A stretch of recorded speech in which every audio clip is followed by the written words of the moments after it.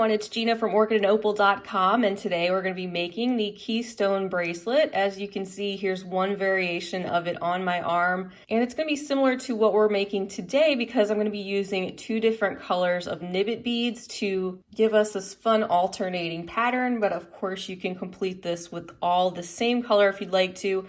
I'll leave the full list of materials as well as the links to everything specifically down below the video so you can check out those items and see where you can get your hands on them. Everything is available from EurekaCrystalBeads.com. They have so many different color options of all of these types of beads. Also, I just want to note that in the tutorial I'll be using the 1.5mm Toho cube seed beads, but if you don't have them or don't plan to get them, you can substitute a size 11/0 seed bead as you can see in this example.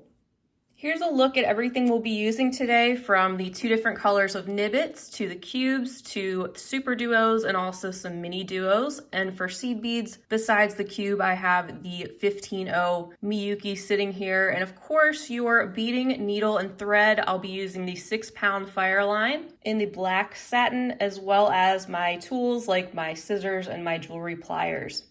So go ahead and thread your needle. I'll leave the length and everything that you need of thread right down below as well. Gather up all your materials and then we'll jump right into this tutorial. All right, first we're gonna pick up our what we'll call Nib-bit A.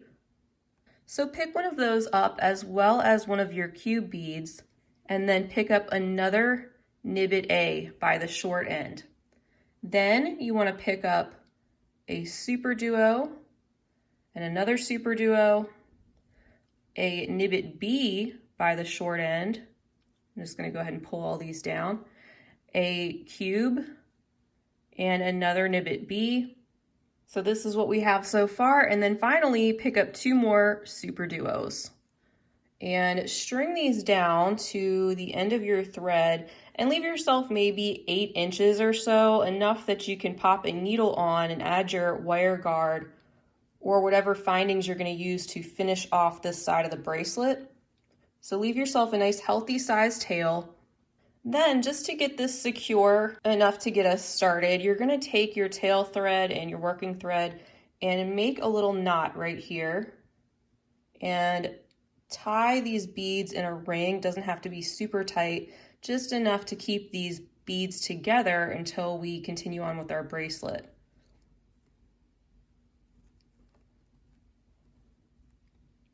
So I have a knot right there. You can see mine's a little bit loose, which is going to be fine. First, I'm going to go through the lower hole of this blue Nib-bit bead, just since we had just made that knot. That will get the thread in line with that first set of holes. Then I'm going to take my needle and I'm going to go through the top hole of the Nib-bit bead to get us on the outside of this ring. Then in between the Nib-bit and the SuperDuo, I'm going to add a 15/0 and go through the upper hole or the outer hole of the SuperDuo. Then I'm going to add a MiniDuo in between the two SuperDuos.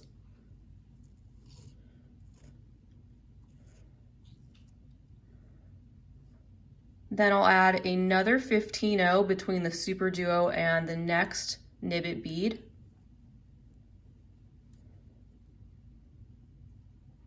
And now we're in position over that cube to add another Nib-bit. So I'm going to pick up Nib-bit B in that silver color by the small end and then go through the next Nib-bit. And this is why it's called the Keystone Bracelet, because of the way that these wedge-shaped Nib-bit beads fit, sort of creating this keystone type arch. And now we're coming out of this Nib-bit. We're ready to add on a 15/0, then go through the SuperDuo, then pick up a MiniDuo and go through the outer hole of the next SuperDuo.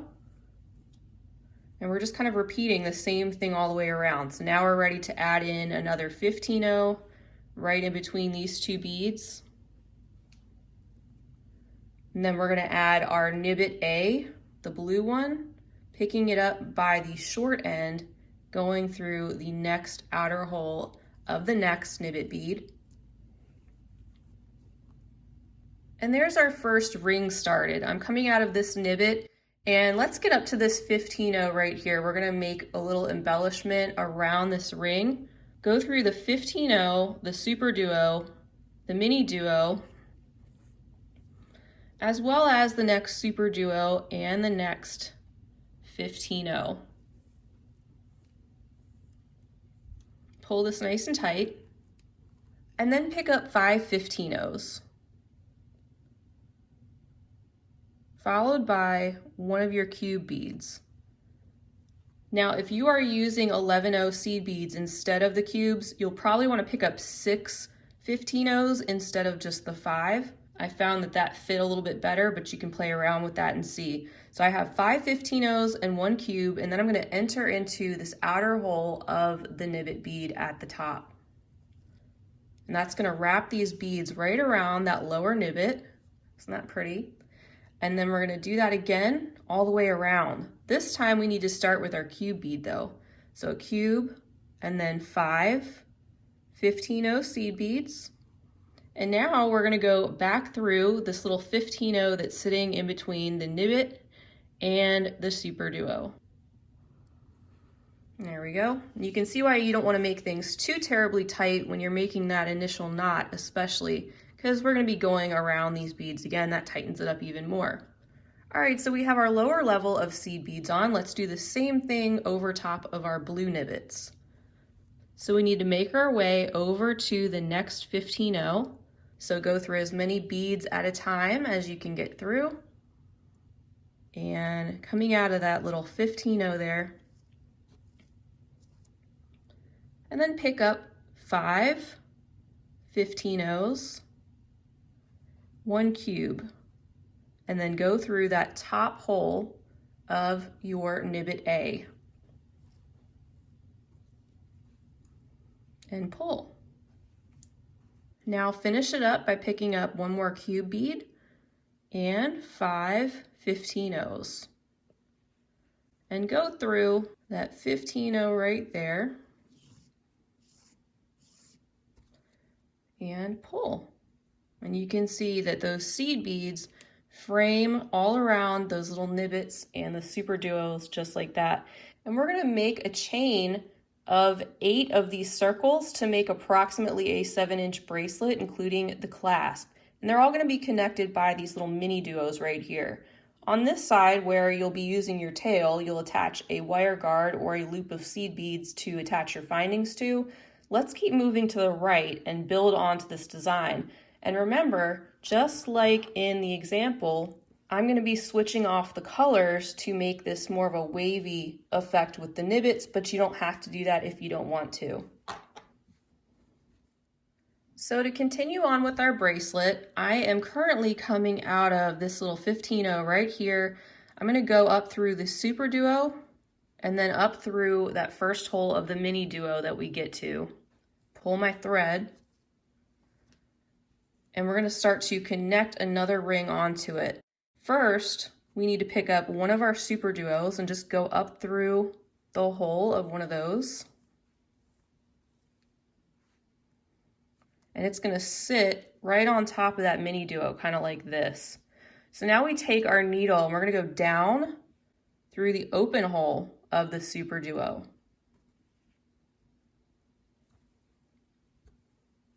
And pull that over top of the MiniDuo.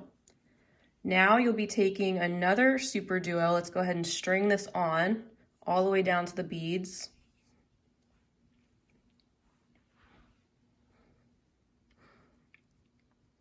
And this SuperDuo is going to be sitting underneath the MiniDuo, kind of like that. So we want to take our needle and go around and up through the open hole of the SuperDuo we just added. Go through the right-hand side of the MiniDuo and go through the left-hand hole of the SuperDuo that's sitting on top. And that's going to hold all of this together like a little sandwich. And hold this with your thumb and your forefinger and give it a good pull. And now go down through both of the SuperDuos with your needle. Once you've done that, you can kind of get an idea as to where we're going next. We're going to make another ring by first building the inner circle and moving to the outer circle like we did before. So since we already have these two SuperDuos in place, we're ready to add some Nib-bits. We're going to be switching off the colors, so we're going to actually be doing the silver ones, or the Nib-bit B, a cube, and another Nib-bit B. Then 2 more SuperDuos. Then a Nib-bit B, a cube, and another Nib-bit B. So that's what you want to have on your needle. And we're going to form our loop by taking our needle and going around and through the 2 holes of the SuperDuos on the right hand side. And then bring all that together to form another loop. Once you've done that, you can step up by going through the outer hole of the SuperDuo you're coming out of. Go through the right hand side of the MiniDuo. Go through the SuperDuo, again, outer hole. And continue adding beads just as we did before. So in between these 2, we need to add a 15-0.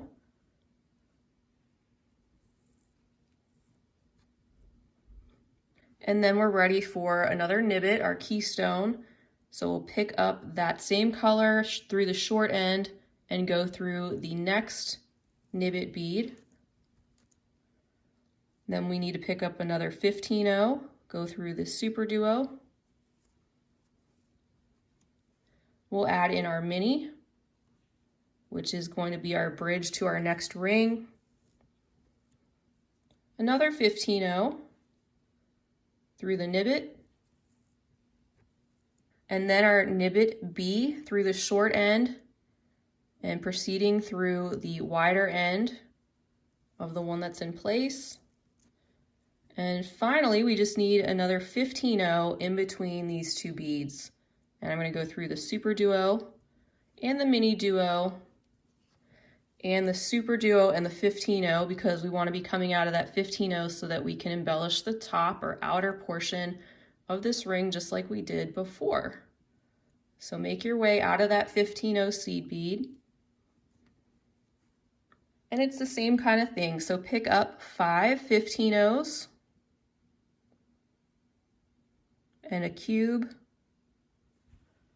and then go through the outer hole of the Nib-bit bead, then pick up a cube, 5 15-0s, and go down through the 15-0 that's already in place in between the Nib-bit and the SuperDuo, and pull. Then keep moving forward, go through the SuperDuo, the MiniDuo, SuperDuo, and 15-0. We'll pick up 5 15-0s and a cube and go through the outer hole of the Nib-bit and pick up a cube and 5 15-0s, and finally go down through the 15-0 on this side as well as the SuperDuo and all the other holes of the beads on the outer ring, so you can make your way over to the other side of this circle and begin your next loop. So I'm just following my thread path all the way around, moving through that outer ring of beads, down through the SuperDuo, and finally coming out of the MiniDuo. Just like that. So here's 2 completed rings. Like I said, we're going to be making 8 of them. And to begin the next ring, of course, I'd go up through the MiniDuo and then add the 2 SuperDuos around that, like a little sandwich like we did before, and proceed on. You can replay that part of the video and just keep repeating that, alternating your Nib-bit beads until you have 8 of these rings all together if you want to make a similar size bracelet. Of course, if you want to make it longer or shorter, you can just either add more rings or less. Once you've done that, we'll meet back at the end of the bracelet and I'll show you how I put on a wire guard and finish off one side, which will be identical to the other, and then we will admire our work. Welcome back, everyone. I hope your bracelet is turning out nicely. I have my 8 rings that are all connected, and I'm coming out of the MiniDuo that is here all the way on the right-hand side, and I'm ready to attach the wire guard. First, we're going to pick up 3 of our 15-0 seed beads, and we're going to proceed down through the other hole of the MiniDuo. And this is just covering our thread a little bit and giving us a place to attach that wire guard. And we're going to pick up 3 more 15-0s, and this time go through the other hole of the MiniDuo and pull that tight. Now go through the 3 15-0s on the top one more time. Go down through the MiniDuo. And finally go through the other 3 15-0s that are on the bottom.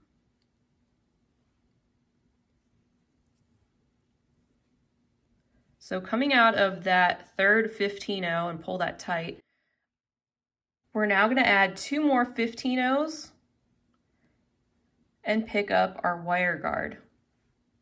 And you can pull those down to your work.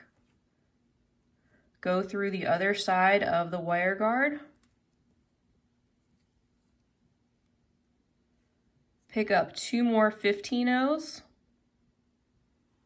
And then head back through the 3 15-0s at the top. Just going to go through the first 2. Pull gently and go through the third. And now we're just going to go around and reinforce this one more time. Make sure your thread sits in the groove of the wire guard, going back down the MiniDuo and through all those beads again, just to make that a little bit stronger.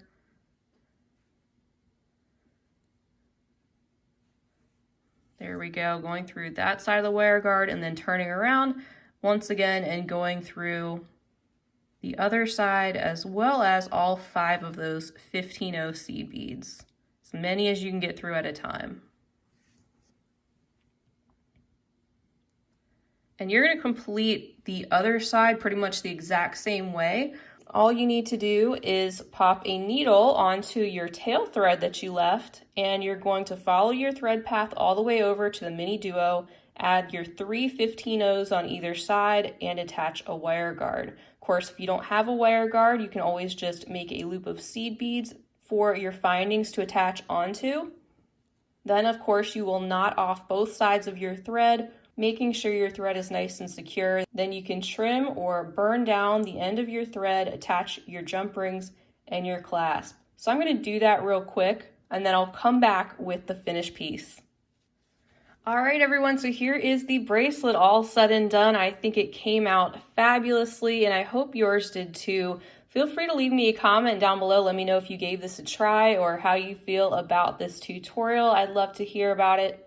Again, I will leave the full materials list down below the video, as well as links to where you can pick these products up. Eureka Crystal Beads has all of these types of beads in so many different fun colors. So the color combinations are almost endless. By the way, I didn't mention it at the beginning of the video, but this was inspired by their Pumpkin Festival collection. I will leave a link to that down below as well. Everything I needed to make this design was contained in that collection, and that was totally the inspiration for this design. I want to give you guys a huge thank you for being with me for this tutorial. If you enjoyed this video, I'd love for you to give it a big thumbs up. And please subscribe while you're here and follow along with me as I post new beading content. Also check down below the video for links to all of my social media handles. I'd love to have you following along with me on those channels as well. And you can check out my website and blog at orchidandopal.com. I can't wait to see you guys again real soon. In the meantime, I hope you have a fantastic rest of your day. I hope you're staying healthy and inspired. And as always,